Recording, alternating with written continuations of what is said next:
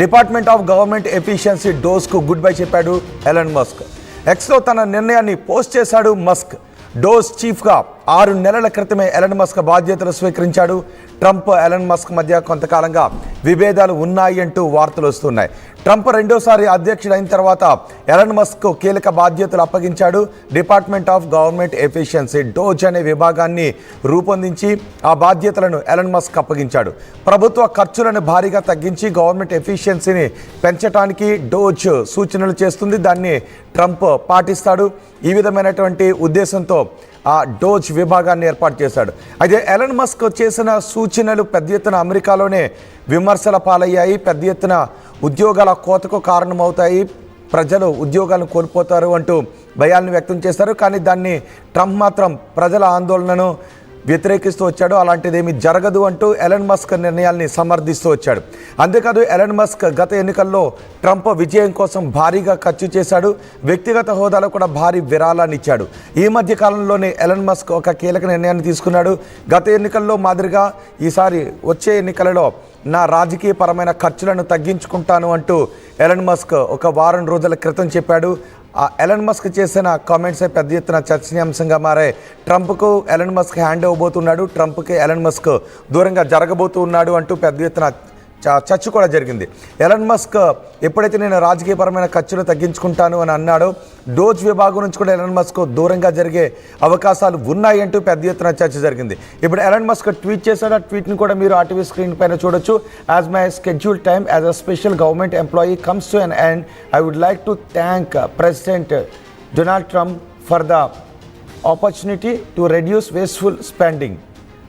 The DOGE mission will only strengthen over time as it becomes a way of life throughout the government. ప్రభుత్వం ఉన్నంతకాలం ఈ dose machine అనేది ఉంటుంది, మరింత సమర్థవంతంగా ఉంటుంది.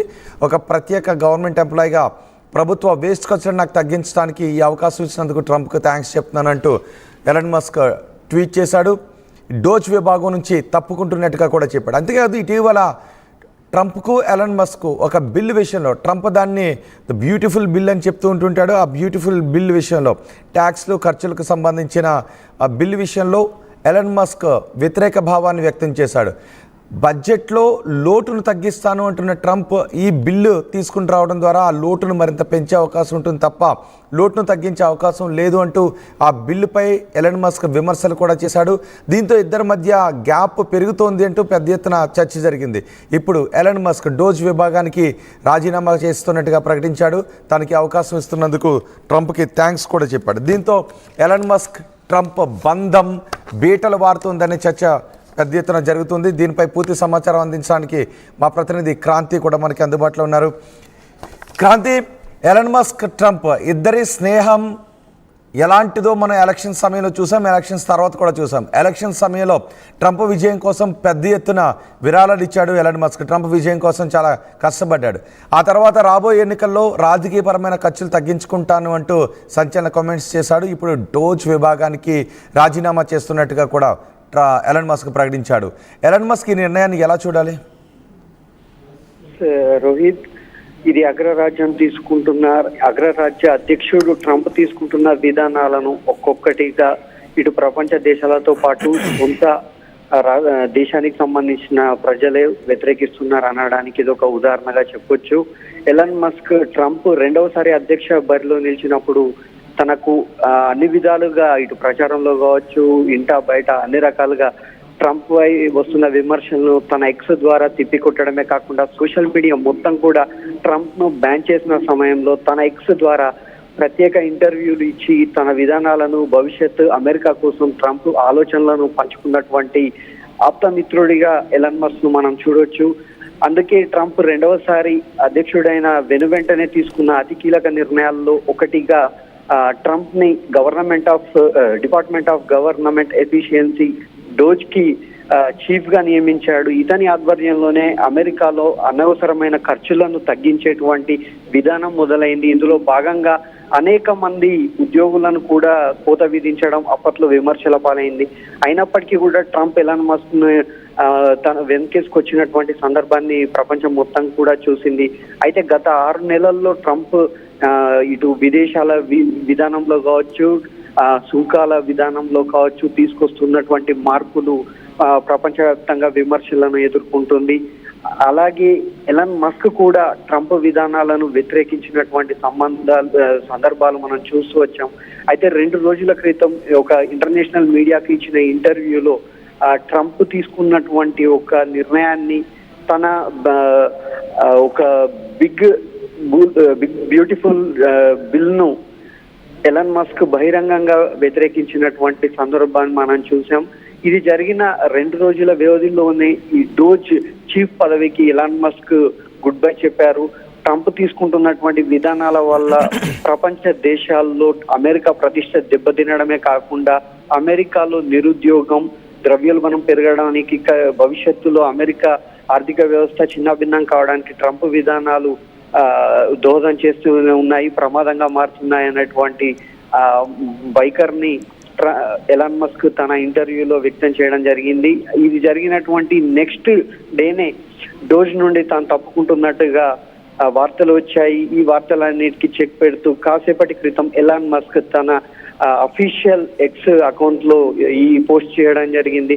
ఇక్కడ మాత్రం స్పష్టంగా చెప్పుకోవచ్చు, ఎలాన్ మస్క్ తీసుకున్నటువంటి నిర్ణయం ద్వారా ట్రంప్ ఏకాకి కాబోతున్నాడా అంటే మనం అవుననే చెప్పాలి అనుకోవచ్చు.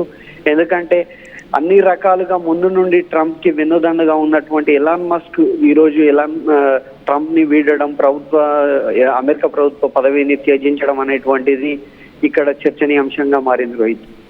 అంటే నిజానికి ఎలాన్ మస్క్ ఒకటి అన్నాడు, ఇప్పటి వరకు డోజ్ ఏదైతే చర్యలు తీసుకుందో ఆ చర్యలను గవర్నమెంట్ ఎఫిషియన్సీని పెంచడానికి, ఖర్చులను తగ్గించడానికి తీసుకున్న చర్యలన్నీ కూడా వృధా అయిపోతాయి ట్రంప్ తీసుకుంటున్న నిర్ణయంతో. అంటే ట్రంప్ ఎలాన్ మస్క్ మధ్య బంధం ఇక బీటలు వారింది, ఇద్దరికి గ్యాప్ భారీగా పెరిగిందని అనుకోవాలా? తప్పకుండా రోహిత్, ఎందుకంటే ఎలాన్ మస్క్ ని తీసుకురావడం, ఈ డోజ్ అనేటువంటి ఒక పోస్ట్ క్రియేట్ చేసి దాని యొక్క బాధ్యతలు అప్పగించడం ద్వారా అమెరికాలో ఉన్నటువంటి 90% ఉద్యోగాలు ఈ పరిధిలోకి వచ్చాయి. ఇందులో భాగంగానే తాను తీసుకున్నటువంటి నిర్ణయాలు, ప్రతి నిర్ణయాన్ని కూడా మస్క్ తీసుకున్న నిర్ణయాన్ని ట్రంప్ సమర్థిస్తూ వచ్చారు. అప్పట్లోనే గత నవంబర్లో ఈ పదవి తీసుకున్న వెనువెంటనే అనేక మంది లే ఆఫ్ ప్రకటించారు. అట్లాంటి సందర్భాన్ని కూడా ప్రపంచవ్యాప్తంగా ఉన్నటువంటి అమెరికన్స్, రిపబ్లికన్స్, డెమోక్రాట్స్ వీళ్ళందరూ వ్యతిరేకించినప్పటికీ ట్రంప్ మాత్రమే మస్క్ వెన్నంటే ఉంటూ తన నిర్ణయాన్ని స్వాగతిస్తూ వచ్చారు, ప్రోత్సహిస్తూ వచ్చారు. కానీ ఇప్పుడు ఉన్నటువంటి ఈ ఆర్థిక పరమైనటువంటి అంశాలే వీళ్ళిద్దరి మధ్య ఒక గ్యాప్ రావడానికి కారణంగా కనిపిస్తుంది. బహుశా ఇక ట్రంప్ నుంచి కూడా ఎలాన్ మస్క్ పై కొన్ని వ్యతిరేక వ్యాఖ్యలు కూడా వినిపించే అవకాశం ఉంటుందేమో ఇక. తప్పకుండా రోహిత్, ఎందుకంటే మనం ట్రంప్ యొక్క ఆయన యొక్క వైఖరి కావచ్చు, తనకు ఉండేటువంటి విధానం, తన సహజ స్వభావం ఏదైతే ఉందో, దూకుడు స్వభావం, తానేమనుకుంటే అది మాట్లాడడం ఓపెన్ గా.